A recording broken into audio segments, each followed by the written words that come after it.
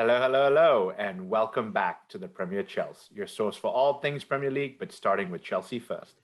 Coming to you on your speakers and headsets. Good morning, good afternoon, good evening. I'm Jackie from Houston. I'm partnered by my host Rahul, and today we have a very special guest from Louisiana, Roy Welsh, aka the top boy from New Orleans. Welcome, Roy. It's a pleasure to have you on here today. Thank you, fellas. I appreciate it. So we'll do a little Q&A to kind of get who Roy is. Rahul, maybe you can help us through that and get a little more about who he is, what he's doing, and kind of the chapter in New Orleans.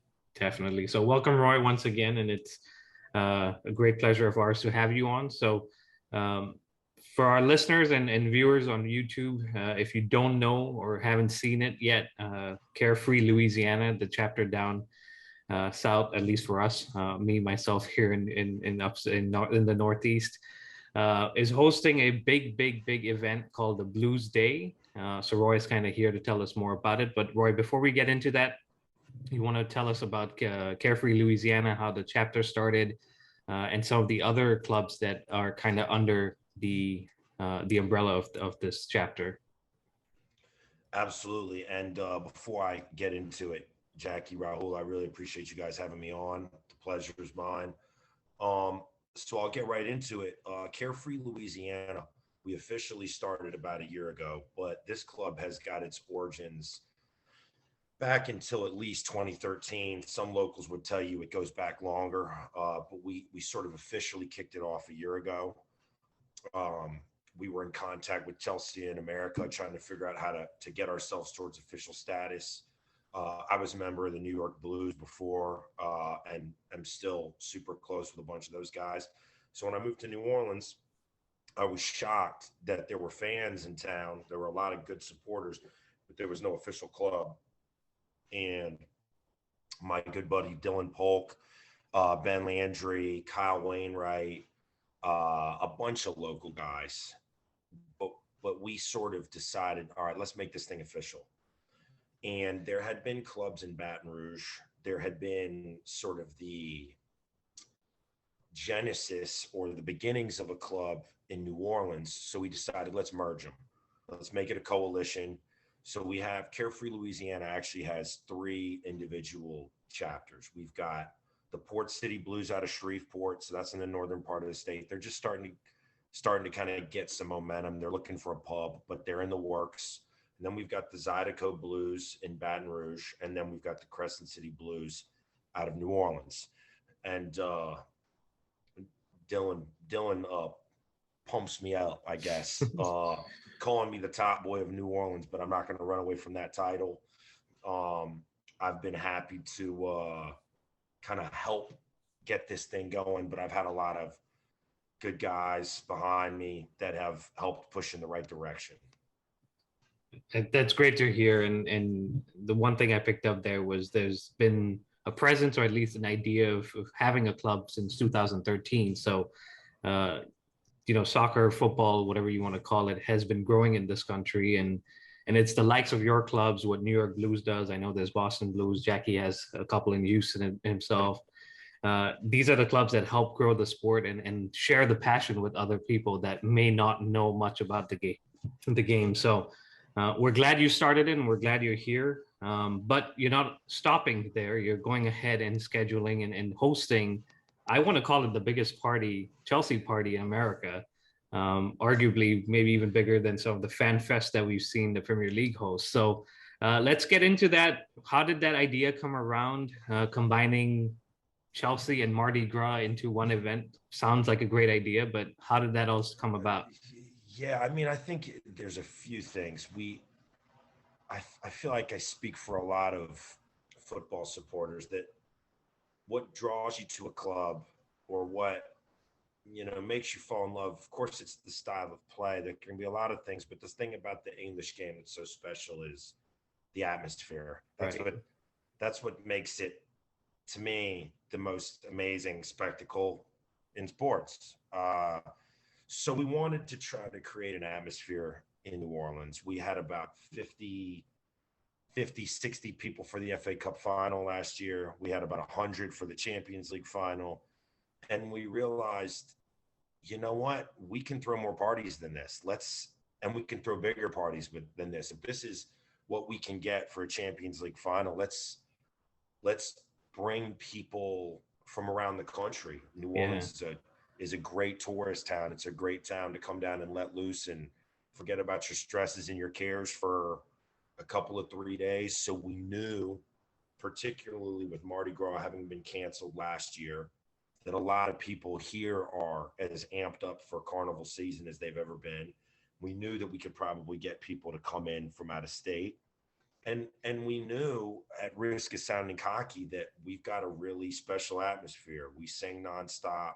We've got some colorful characters, colorful to say the least. We've got some colorful characters, and we know what the Chelsea community is. That the Chelsea community has panache and flair and style, flamboyance, whatever superlative you want to throw at it. So not only do we want to show ourselves off, but we want to have a little bit of that friendly banter between other groups. Let's see who can sing the loudest. Let's see who's the most original. Let's grow the community. Let's inspire each other. So that was kind of, it wasn't one thing that made us want to create it. It was the love for what we're doing. And we realized, you know what, let's try to share it with as many people as possible. And then Crew de Vue, which I'll be glad to talk about in a minute, but it's one of the most unique parades of the Mardi Gras season. And then when we realized that it landed on the same day as either the Club World Cup final or at the very least the third place match, we knew we were going to be playing a football match. Yeah. At some point that day in Abu Dhabi. So let's get it on. So they kind of just kicked off from there. Yeah, it sounds very inspiring and kind of along the lines why Jackie and I started this podcast, which was for the love of the game and love of Chelsea. So I could see that those are the roots for this event, and it sounds like a great event and a great idea. Well, Jackie and I looked into flights to fly over and join you guys. So hopefully maybe if the prices change and drop a little bit, we could be there. But I spoke to Dylan, one of the names you mentioned, and this seems like it's going to be something that is going to be happening annually. So maybe we can definitely make it next year. So it's a 3-day event, like you mentioned, starts Friday, goes into Saturday with one of the games being on Saturday, and then kind of wraps up on Sunday. So why don't you share with us what's going to happen Friday night? The first night it's definitely going to get a little crazy, but hopefully you guys will save yourself for the next day. Well, one of the things you learn if you're either from Louisiana or you move here, you learn it very quickly, is carnival season. There's not a lot of resting. It's kind of that, I never sleep because sleep is the cousin of death. There's a little bit of that. There's a little bit of that, thing going on. But to get into Friday, there's breweries all over this town. Right. New Orleans is famous for its carousing and its, sort of wide open atmosphere. Yeah. And the breweries go along with that. So there's a brewery that has agreed to partner with us for the event. We could not be more excited. Urban South. They make a lot of great beer. I was just down there about a month ago picking up a couple of 6-packs. And they are going to give us an area where we can meet and greet. We're expecting to have at least 30 people, but I could see having upwards of 50 or 60 people there that night. More if everyone else that's signed up decides to come out. And one of the things that we're really excited about is they have agreed to switch the colors of the can of one of their more iconic beers, and they are going to be selling a limited release of Paradise Park Lager, which is one of their beers, but they've switched the colors up to proper Chelsea colors. They put a couple of Chelsea-themed messages on there, and we're going to keep that under wraps. People have to come to Urban South or hope that one of their buddies snags them a 16-ounce can to bring home to find out. But so we're going to meet at the Urban South Brewery, Urban South Brewery on Friday evening at 6 o'clock to 9 o'clock. And then, assuming that people want to do a New Orleans style, I'm sure that there will be a group of us continuing the party into the Marigny or the French Quarter or a combination of both, and seeing how weird we can get, and then get a few winks for Saturday morning. Yeah, that sounds like a fun night. And Jackie and I were actually in New Orleans last spring, and kind of wishing we had met up with you guys and partied all night, or at least stayed up till the later hours. And just the idea, colors of the can that you shared.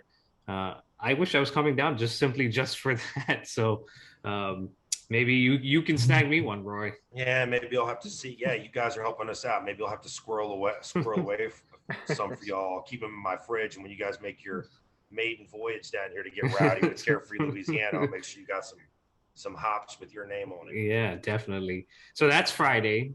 Now you've slept a little bit, woken up, and I know it's an early start on Saturday. So let's get into Saturday.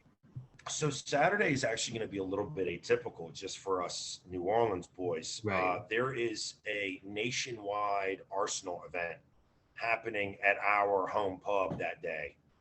And due to sort of a collective meeting of the minds, it was realized that even if groups have the best intentions, if you've got 200 Arsenal supporters next to a couple, 150, 100 Chelsea supporters, whatever it could be, that's a different animal. That's a different animal to deal with.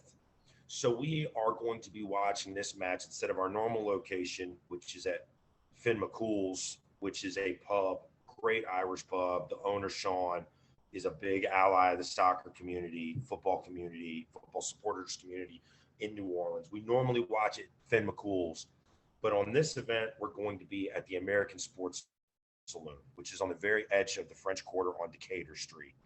We watched a match there already to kind of give it a test run. Right. The hosts there have been great. They've been super excited about hosting the event and super into our group and what we're about. So right now we're planning on meeting, and we're going to hammer out the exact fine details of the schedule, and people will be able to see them as they unroll on our website. Right. But as of now, we're planning on meeting at the bottom of Louis Armstrong Park on Rampart Street at about 9:00 in the morning. We're getting a little cocky here, and we're assuming we're going to make the final. Obviously, we'll scale everything back a couple hours earlier if we make the third place. Yeah.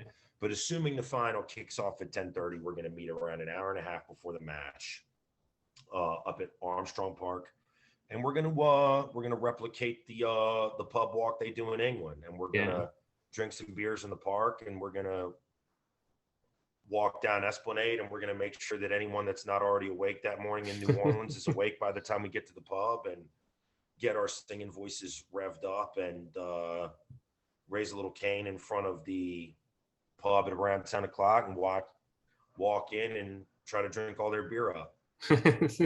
And I don't doubt that you will, and I hope that we make the final, because apart from Chelsea making history by maybe winning this competition for the first time, you guys are making history by having this event. So definitely hope that we can lift that trophy and celebrate, and you guys can celebrate. So that's on Saturday, and then Sunday, I'm guessing, is pretty much people fly back home or head back home. Yeah, absolutely. And that I should sort of prepare people who are coming in. And obviously everybody is going to do their own thing, as we expect. But what we hope is that we keep that party going all day long. Of course. Because the parades that step that night are in the same area of town we're already going to be in. There's bars everywhere. There's live music venues everywhere. There's good food. There's good drinks. It's a really good place I enjoy it even as a local. But if you've never been here, that whole Frenchman Street area of the quarter is something that you should experience. So we're really, particularly the local boys, are going to be congregating and partying in the quarter all day long. And then we're planning on meeting at the corner of Royal Street and Elysian Fields, which is on the parade route, around 5:00. The parade steps at 6:00. And we're going to get everybody who came in town together, and we're going to watch the parade. There's 2 of them back to back. There's about 4 hours of parades. So I know I keep coming back to it, but it's what New Orleans kind of does best, particularly during carnival seasons. Saturday is going to be an all-day affair. And the beautiful thing about Sunday, to get back to your original question, is we kind of kept it open-ended on purpose. Of course. Because what Yeah. we realize is there's going to be a lot of new friendships that are made. Yeah. And we're going to make sure that we have a really good uh, recommendation list for people who want brunch spots depending on the neighborhood. Or the World War II Museum is an amazing museum that a lot of people may want to go to on Sunday. Sunday. There's Yeah. all kinds of great venues that they could explore, but we kind of kept Sunday open because this event kind of gelled a little bit later than we would have liked.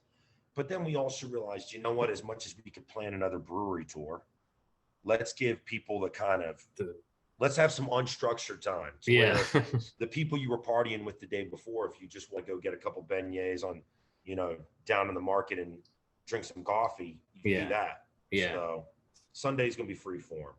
Yeah, absolutely. So no, it sounds like a fun-packed weekend. Before I hand it back to Jackie, I just want to touch on 2 points. So there is a hotel that you guys have set up. So if you just want to touch on that real quick for anyone that's listening that may be interested. Absolutely. So Ben Landry, who is one of our co-founders from the coalition level, him and Dylan are really the ones that gave me the opportunity to do this. Ben hooked a deal up at the Monteleone Hotel, and people that are interested can check out more of the details on www.carefreelouisiana.com. I don't want to misquote the blocks. It's a very upscale hotel.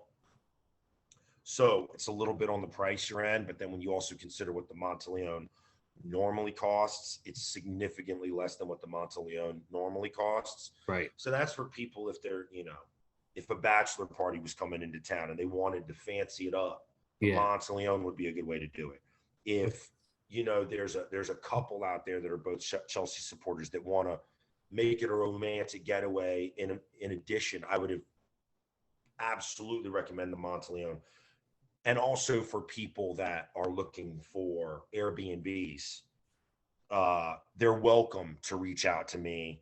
I'll make sure that I send you guys my email address on social. They can hit us up on social. They can reach out to me directly. So there's all kinds of housing options if people have questions. Awesome. And so the final point I had was, and I saw it, and I think Dylan had mentioned it too, is that Chelsea are actually officially supporting or at least backing this event and have sent over some flags. So just wanted you to touch on that, and then I'll hand it over to Jackie. Yeah, I mean, I have not handled that as much. I've been getting these updates from Dylan and Ben.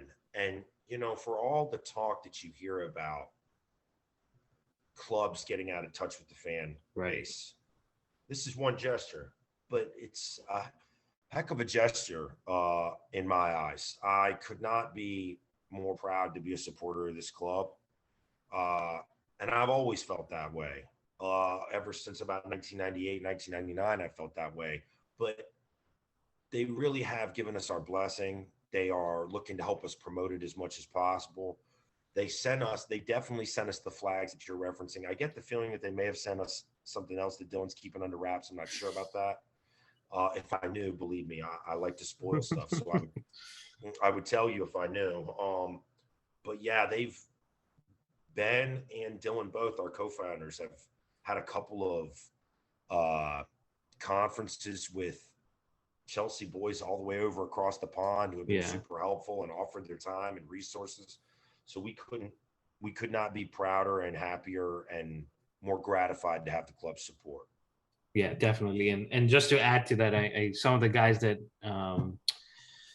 over at Chelsea, they held an event here in New York back in December, and so I think you mentioning that the club wanting to stay in touch with fans and listen to them, just want to bring that point up, is the club is doing everything they can to get our feedback and implement that. So 100%. Yeah, so thank you to Chelsea and the guys over there, and a shout out, like you said, to Ben and Dylan for all their hard work, including yours.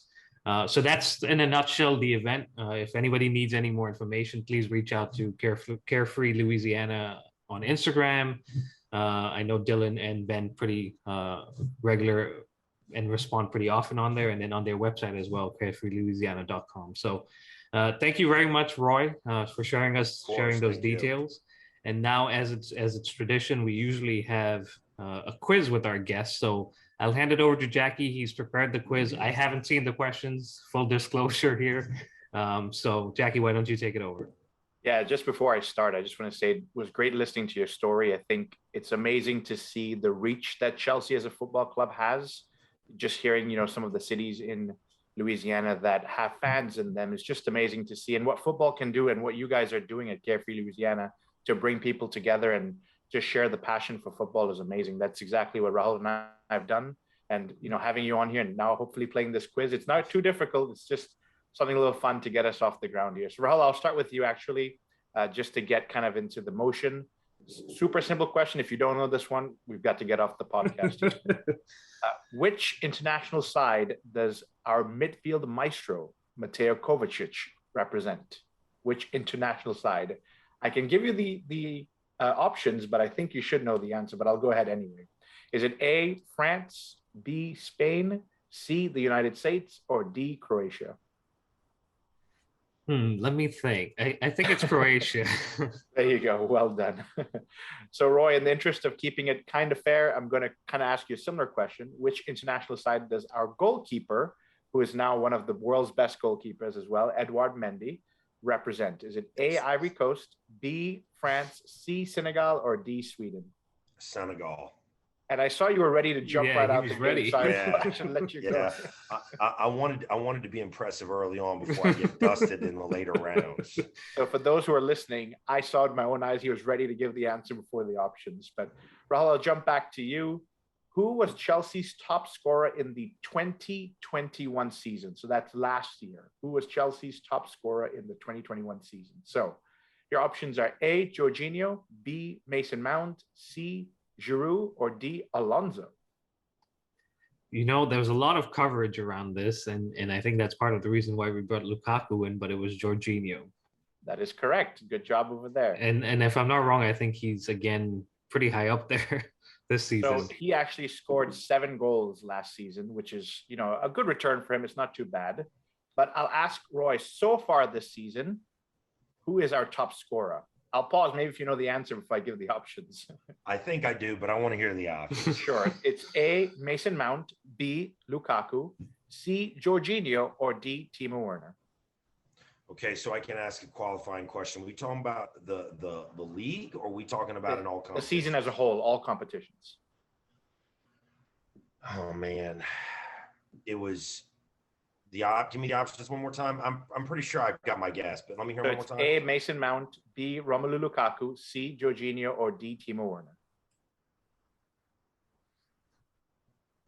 Man, it's got to be Jorginho. That is correct. It's one of those that threw everybody for a twist. Mason Mount was sitting with 7, but Jorginho, with those penalties in December, have taken him to 9 goals for the season so far. So, guys, you're tied 2-2. Rahul, coming back to you. Chelsea faced Crystal Palace in the first game of this season, the 2021-2022 season. What was the final score? The options are A, a 2-2 draw, B, a 3-0 win to Chelsea, C, a 0-0 draw, or D, a 1-0 win to Crystal Palace. Well, this was back in August, so Crystal Palace scoring or beating us wasn't an option. I'm going to go for 3-0 to Chelsea. You're correct. It was a rude welcome to London for Patrick Vieira coming back there. So, Roy, which team did Chelsea face in the first match of our 21-22 Champions League group stages? Was it A, Juventus, B, Zenit St. Petersburg, C, Malmo FC, or D, Villarreal? What was it? Say D one more time. Villarreal. So this season, right, Jackie? This season, yeah, when we opened up our Champions League group stages. Man. Malmo, Juventus, Villarreal, and then what was the other option? Zenit St. Petersburg. Try to take you guys to early parts of the season when we were doing well and performing well. Man, I think you know what I'm going to say? It was Zenit. That is correct. We actually beat them 1-0 and kicked off our defense of the Champions League title. Well done. You guys have good memories here. So I'm going to try and take it back again, Rahul. what was the biggest win of the 2021? So last season, what was our biggest win last season? Is it A, 4-0 to Morecambe in the FA Cup, 6-0 to Barnsley in the EFL Cup, 4-0 to Sevilla in the UEFA Champions League, or 3-1 to Brighton in the EFL?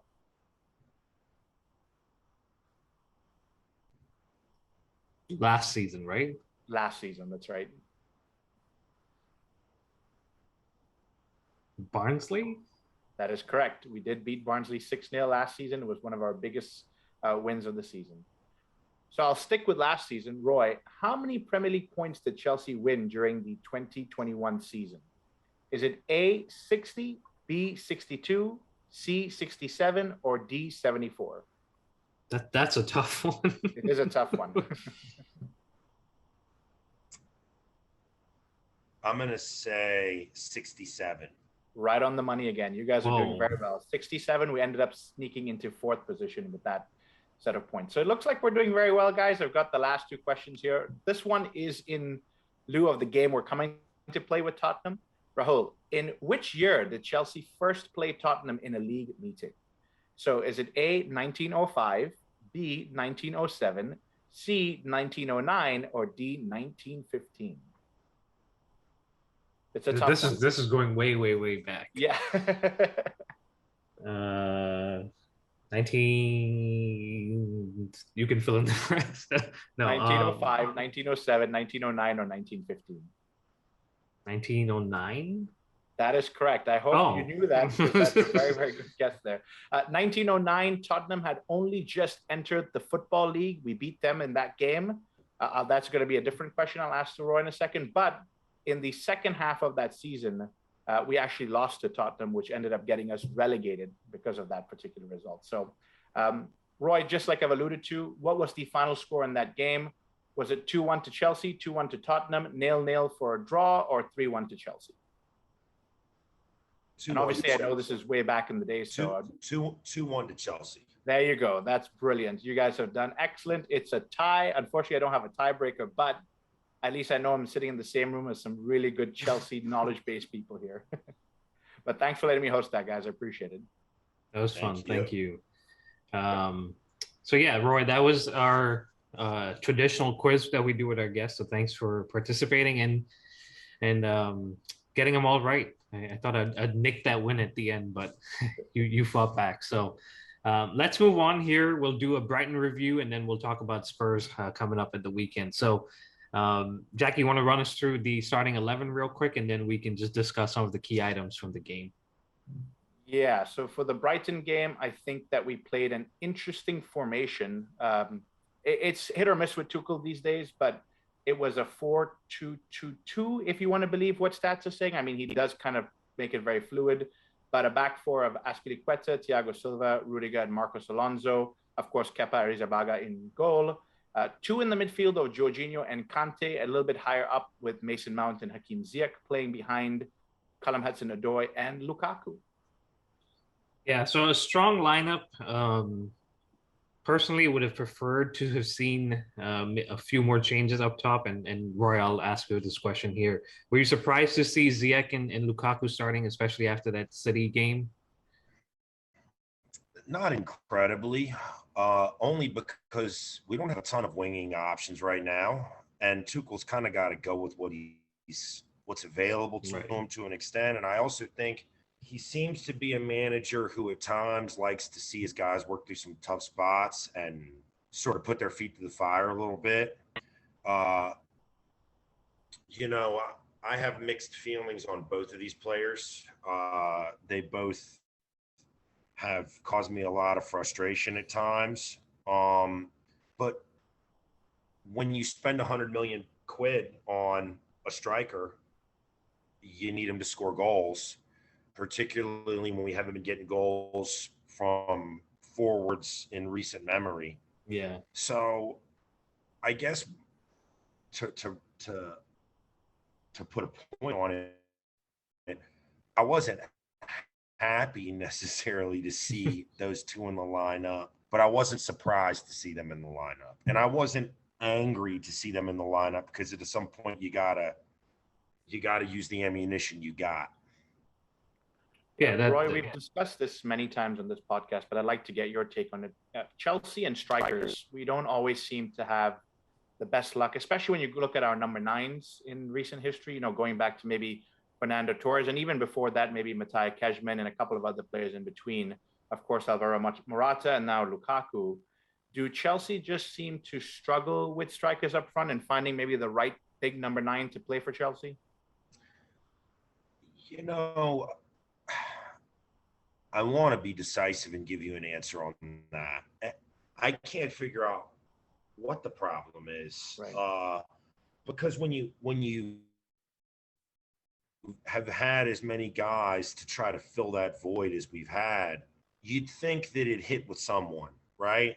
But also, how much are you going to blame the players around the number nine, because we got guys that won a European Cup last season? So I'm certainly not suggesting that Lukaku can't score goals because there's no competence around him. But I also think that when you've got nothing on the wing play, or not nothing, but when you've got little on the wing play, and we haven't gotten great wing play lately, but we kind of also still seem to push everything from the outside. Even though we're not having great wing play, we're still trying to work things on the wings.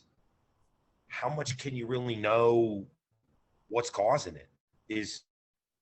And I'll also cop to the fact that I'll probably cede to both of you guys' knowledge on formations and tactical understanding of the game. I think I know what I'm watching. I've been watching Chelsea for a long time. I watch the sport as much as I can, but I think I would be remiss to nail down the problem, other than I know it's been here for so long.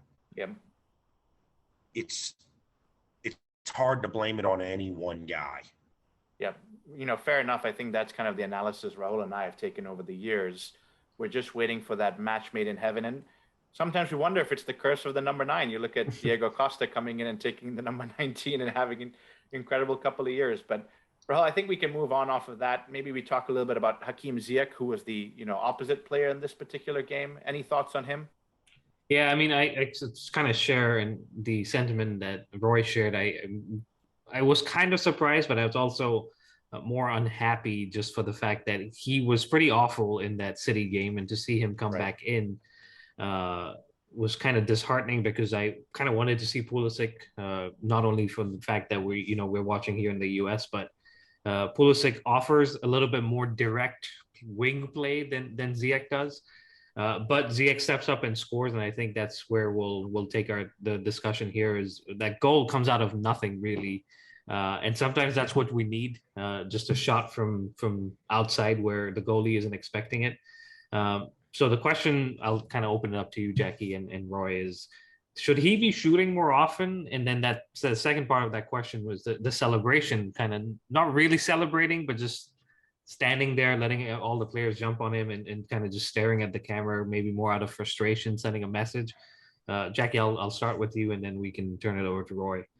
Yeah, look, the simple answer is it's not just Hakim Ziyech, right? A lot of our players should be shooting more often. I think newer tactics, I think we've talked about it quite a bit, is we try to walk the ball into the net, for lack of a better word. And sometimes it works and it looks beautiful and I love it. I'm out there screaming, but other times I'm like, take the shot. We just need, like Kovacic did against Liverpool, and of course Hakim Ziyech in this case. So you've got to take your chances. I think the old saying was, if you don't buy a lottery ticket, how are you going to win? And so they have to take shots, a lot of these players, not just down to Hakim Ziyech. But sending a message with his celebration or lack thereof celebration, I don't know if he's sending a message as more as he has had a start-stop time to his career at Chelsea, between injuries, between traveling in and out, between form.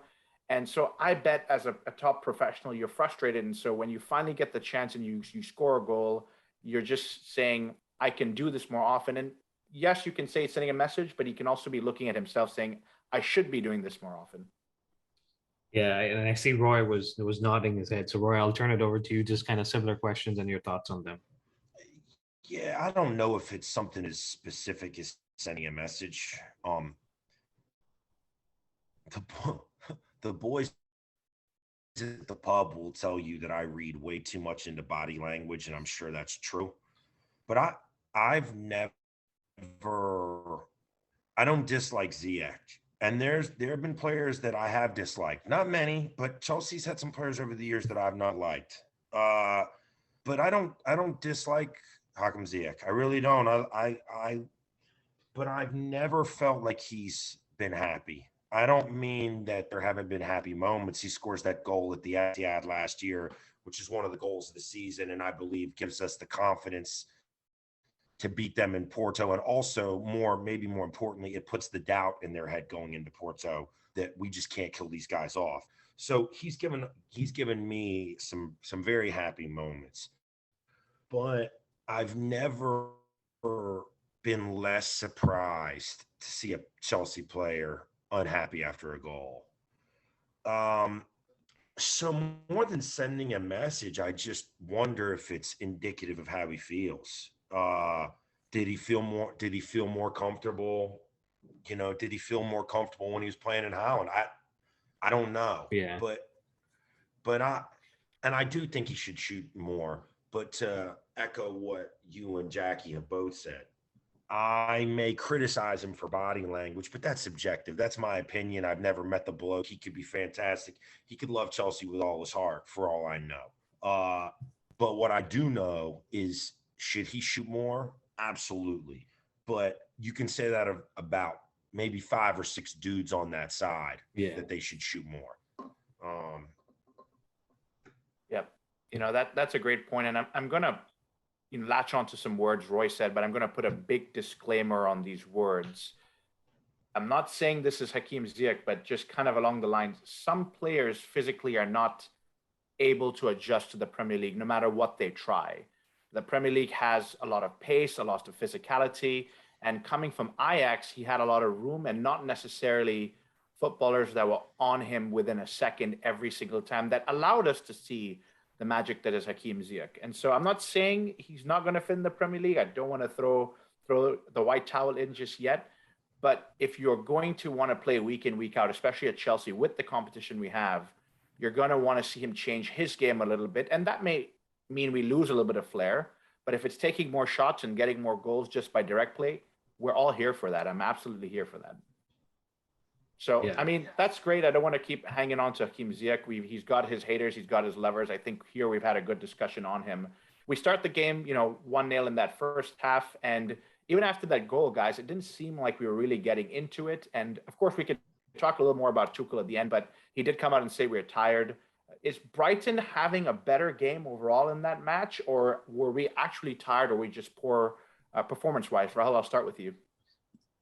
We didn't start that game too well. Brighton started like you would expect a home team that I guess has been off for a little bit, rested. They started very well. They kind of started where they had left off at Stamford Bridge. And the crowd was behind them. We get the goal really out of nothing, and that puts a little bit of a stop to Brighton, but not really, because then they just come back a little bit more aggressively and want to get back into the game.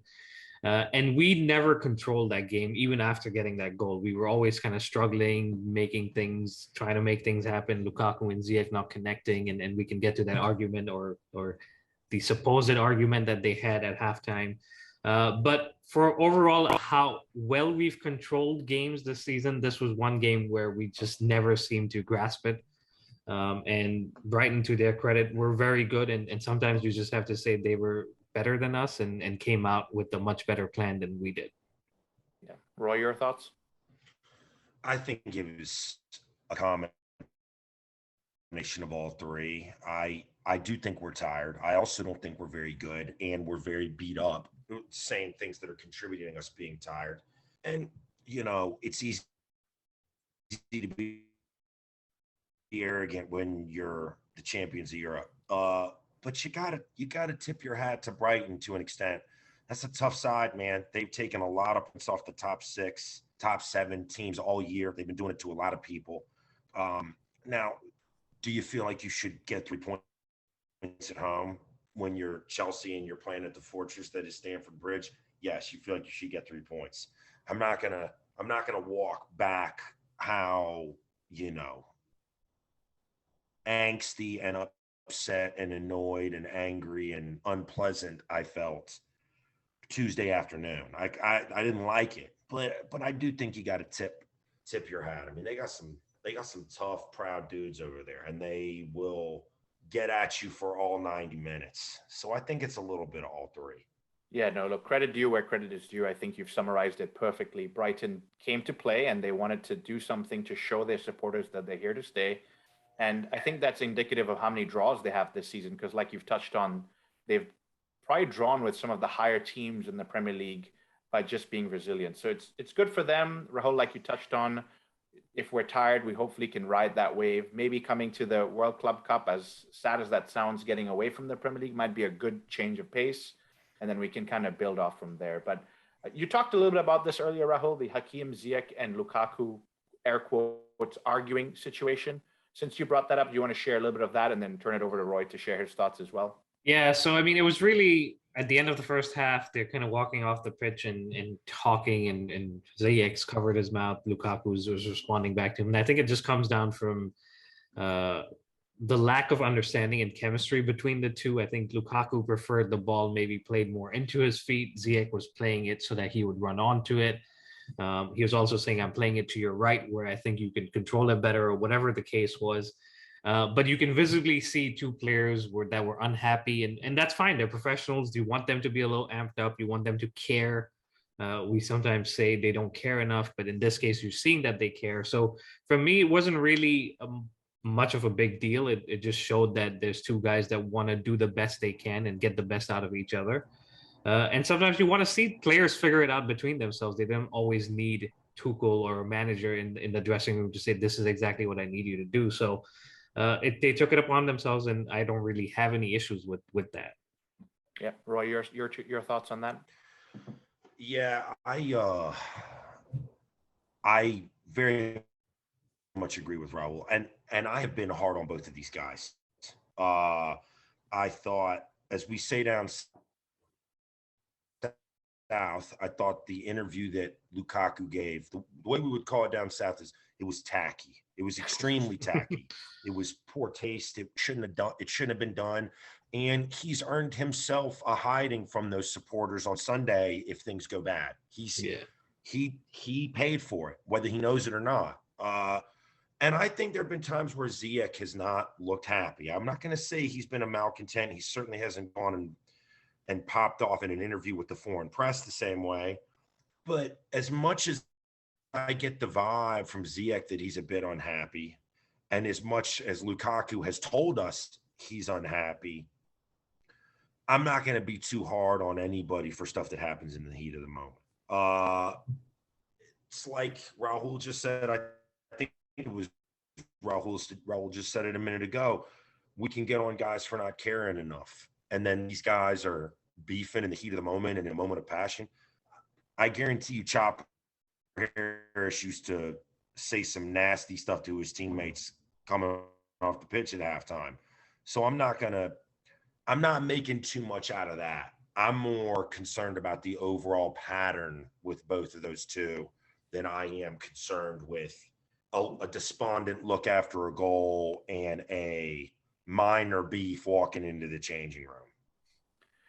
Look, you guys have summarized it perfectly. And the only thing I'll add to that is I too don't have any problems with it, but I wonder if this could have come maybe a month ago.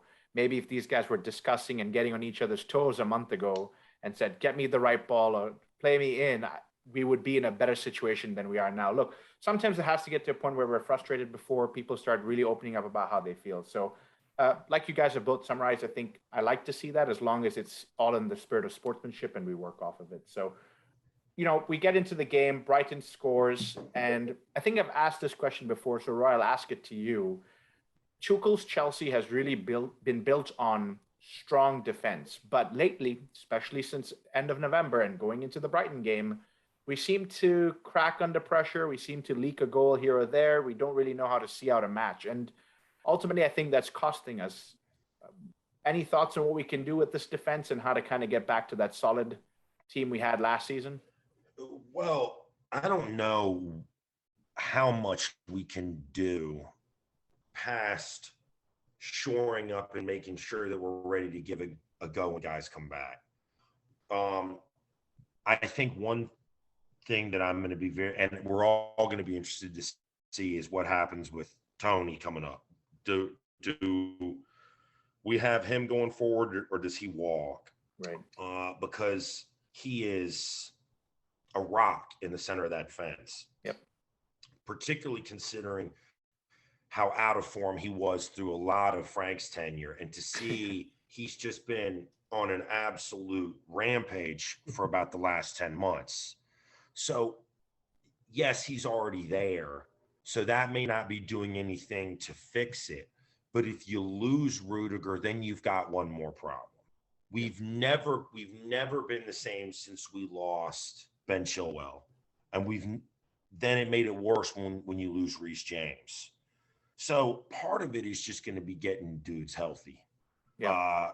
You're talking about, of all of the kids we've got and all these just brilliant talents that we have out of the academy, Reece James may be our best. And that's a big statement, because we got Money Mason Mount and Ruben Loftus-Cheek, and you just keep going on down the, guys that I just would run through a wall for. But you gotta get those guys healthy. And in terms of what we do going forward, I love Dave's experience. I've heard people talk, and I don't know how much heat there is around this, but the potential about us maybe bringing Emerson back just for depth. I wouldn't be against it. I never loved him, but right now we just need bodies. Yeah. Marcus Alonso, God, I don't want to be too hard on the bloke because he scores goals, but I don't need my wingbacks to. Yes, a wingback, you want him to be able to be creative and do things for you, but that turn back in there matters. You can't just. He's not a winger. He's a wing back. Right. And he's such a liability when people come right at him in the back. And maybe he's worn out because he was on great form at the beginning of the year. Let's assume the best here. Let's assume that he's way better than I'm giving him credit for, and he's just run down.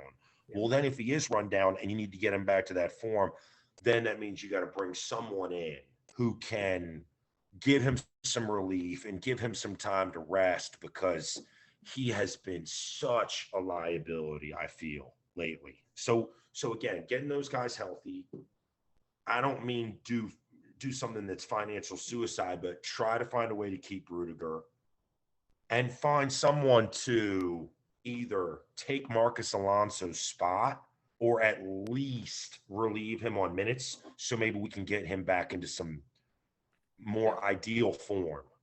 Yep. Well said. I think you've covered a lot of the stuff that a lot of Chelsea fans have been talking about with wing backs, especially with Tuchel's system. And hitting on that Reece James point, I think that's a debate for another day on the best talent in recent times coming out of the academy. You touched on Mason Mount, Ruben Loftus-Cheek, Chalobah can be thrown in there. So a lot of talent coming out of there. So that's incredible. Rahul, let's get your closing thoughts on the Brighton game so we can cover a few more games and maybe jump into Spurs in a few minutes here. Yeah, look, it's disappointing overall. It's a draw at the end of the day, which we still get a point, but at this point, it feels like a loss, especially after the month that we've had coming into this game. And we thought there was going to be a turnaround, especially with the two Spurs games that we had in the Carabao Cup. But for some reason, the Premier League is still a sticky point. And you've got to give credit, like we said, to Brighton, to some of these other teams that have now figured out a way to play against us. Of course, we're suffering from injuries, COVID, all of those things come into play, and we are tired. I do agree with Tuchel. I do agree with Roy. But at the end of the day, we have enough talent. We've got enough players that can come up and at least score a second goal here. Because if we go 2-0 up, it's a whole different game.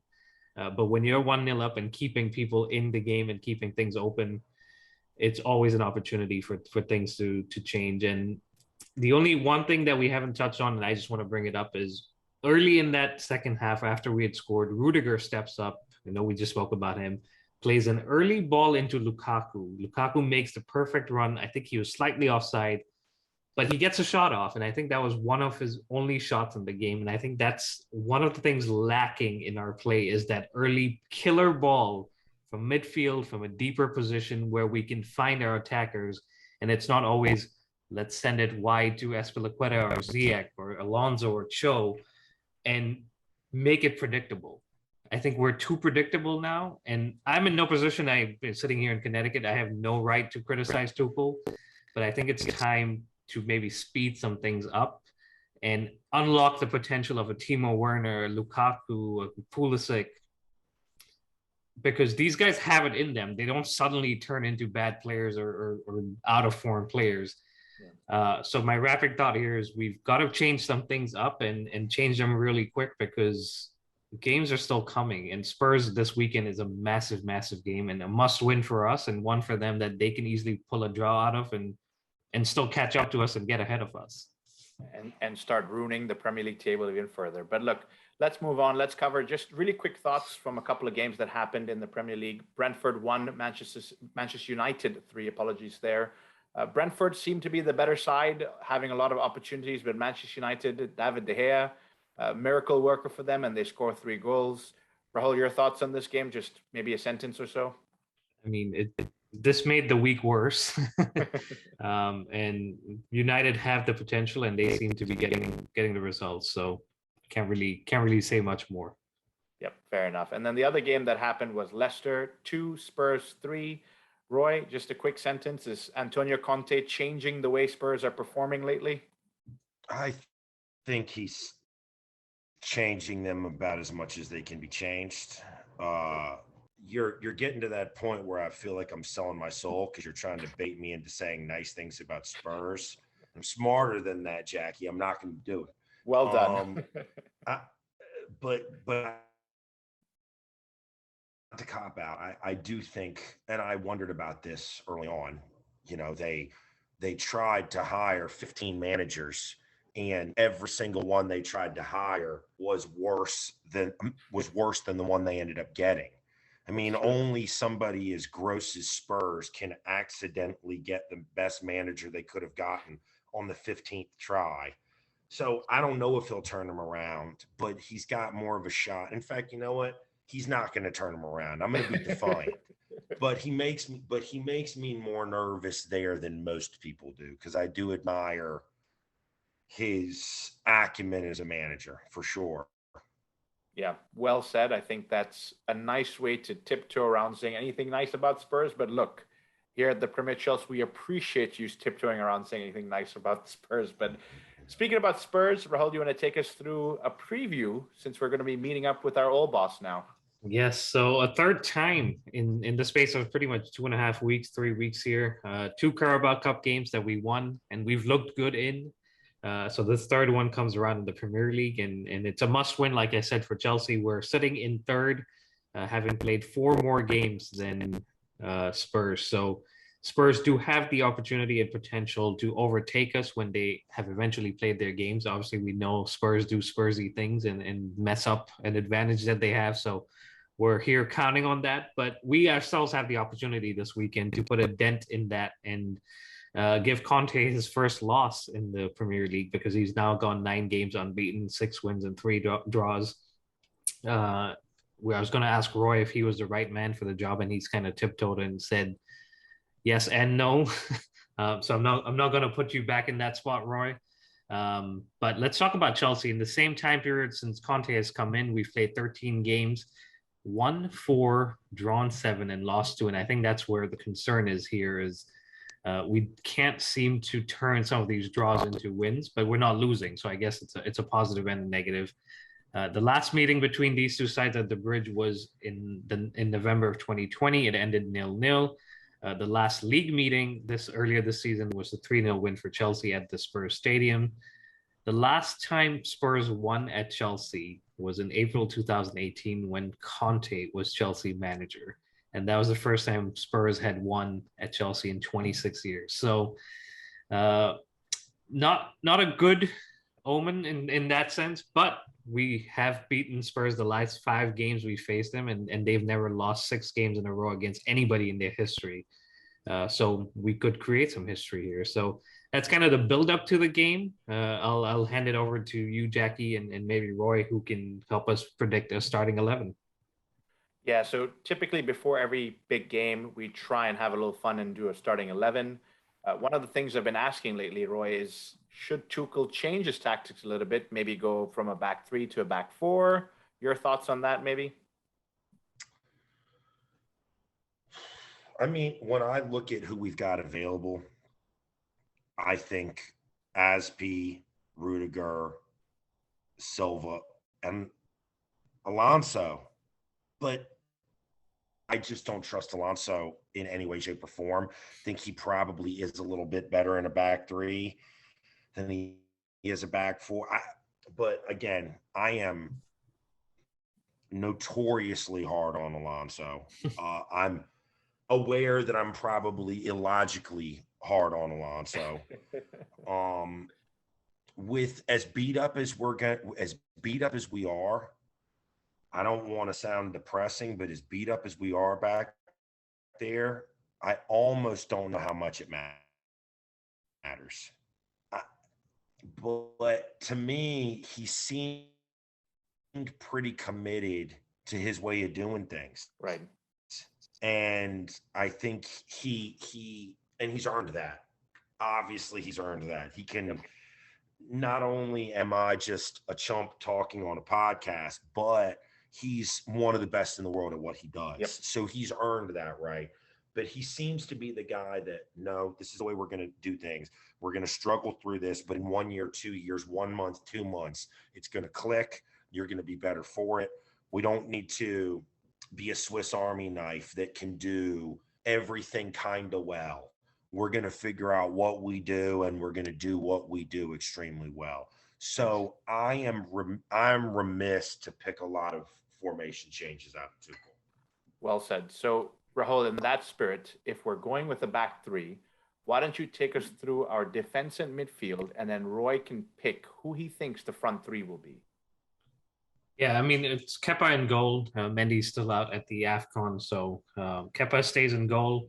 I believe from what I'm hearing and seeing, Chalobah comes back, or is at least going to be back in training. So I think if he's fit, I think he'll start, provide a little bit more pace in the defense. Silva keeps the spot. I think Rudiger keeps the spot. Azpilicueta at right wing back. I think Kovacic and Conte maybe for this game, although Conte has been slightly rusty since he's come back, so I'm not sure. But it's a massive game, and Conte always performs, so I play him. I mean, I hear everything Roy is saying. I'm sorry, I was going to call you Alonso, but I hear Please everything. Don't. I sincerely apologize. No, that's fine. I hear everything Roy is saying about Alonso, and I kind of feel the same way. So I'm going to throw out a new name here for left wing back, and it's a man or young man we've seen make his debut in the FA Cup in Lewis Hall. And I can see Roy's already celebrating, so I think he feels the same way. But if Alonso is not an option, and we know Spurs have a little bit of pace on the wings, I would love to see Lewis Hall play that left wing back position. Give him a chance, let him do what he can do, and maybe we don't even need to call Emerson back. We may have a potential in the squad that can step up and do the job. So that would be my back three with that midfield. Yeah, and look, having Lewis Hall, what better way for him to make his name than having another incredible performance against, Spurs. So, Roy, in that light, who do you think he starts up as the front three? Because it's been a toss-up every single game. I'm struggling with who I would have as the third man on the equation, but to me, it's Romelu and Timo. Okay. Are the two, and then I think you can go a lot of ways. I can't figure out what's wrong with Callum Hudson-Odoi, but I'd almost be fine with him playing up top because he's played up top before, and this season it feels like he's done everything that you can do on the outside. But I tend to think Timo, Kai, and Romelu, I think now that's not necessarily your typical pairing, but I also think that Timo, as much as he drives people crazy with his difficulties finishing, and I love Timo. I adore him. I think his work rate, I think for somebody at a position that is normally filled up with divas, you compare him to one of his teammates who can't go through a few months injured without flapping his gums to the media. And this is a guy who has been blasted by the Twitter goons since right away. I mean, these people, these maniacs would have sold Didier Drogba for a Gatorade cooler if they remembered how hard it was for Didier Drogba his first year. Um, but without digressing, I think Timo, there as a Timo stan, I acknowledge that his finishing is a problem. You can't run from the truth. That is a problem. But I think he was second in assists in the entire squad last year. Pardon me, no, he was second, I think, in the entire Premier League last year and led our squad in assists last year. So even if he's not getting you goals, the fact that he's creative, I think Timo Werner has to be in that lineup. I think it has to be in that starting lineup. I don't think it's good enough to sub him in the 80th minute on Sunday. I think he's got to play. So to me, it's Timo, Romelu, and Kai. I think, but I don't know who I would put at that third spot. Yeah, and that'd be a nice combination to finally see maybe Kai and Romelu Lukaku playing off of each other. And of course, with the pace of Timo Werner, he's obviously going to cause some problems for that Spurs back line. But that's a nice starting lineup, especially Rahul. If you get your wish and Lewis Hall gets in there, I think that would be a really, really pacey set of wingbacks coming through. Aspie can try a little bit harder to get a little bit faster, but that's good on overall. Score predictions, guys. Rahul, what do you think this game's going to end up being? It's going to be tough. I personally don't know or don't see Conte getting beaten for the third time in the space of 3 weeks by Chelsea. But we know Spurs and their ability to mess things up. So I'm going to go for a 2-1 here to Chelsea. Okay. And hopefully it's more, and hopefully if we are 1-1, Tuchel makes his subs early enough, like Roy was saying, and makes those changes, and we go on and win it. Roy, your thoughts on the scoreline? Well, I am really incapable of talking about Tottenham Hotspur with anything resembling a peaceful, benevolent mindset. They just do things to my mentality that I'm not proud to share. When Santo was their manager briefly at the beginning of the year, what we did him 3-0 at the Lane was 3-0. Yeah. Yep. Man, I'd like to see us do it again, but I think it's a very tense building on Sunday. It's got to be tense because there's no club in the world that we hate to lose to more than the people that are getting ready to roll in. Beating Tottenham is like beating up on a kid in one-on-one basketball who's 6 when you're 16. You don't brag about it. You don't, but you got to do it. But if the 6-year-old skunks you, you hide under the bed for a week. So I'm gonna say 2-1 to the mighty Chelsea. You know what? No, that's what Raul said. I'm gonna be original. You know what? I'm gonna be brash.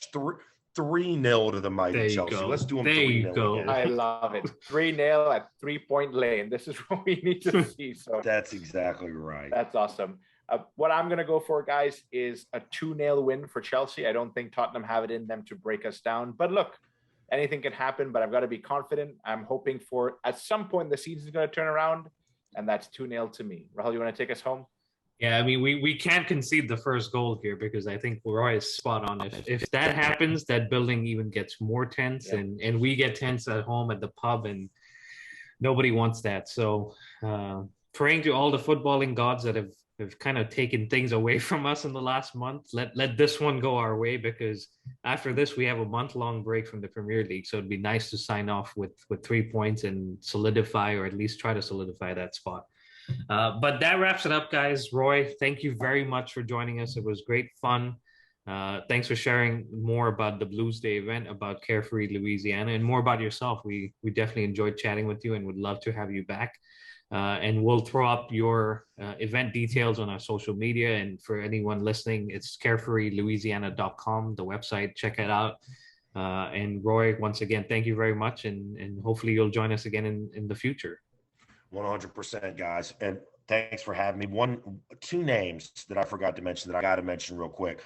My vice president, Kevin Steerwald, and my sergeant at arms, Greg Schramm, have helped me make this happen as well. I mentioned a few other guys down here, but those guys have been on the grind and are really a big, huge part of the reason why we've been able to do what we do.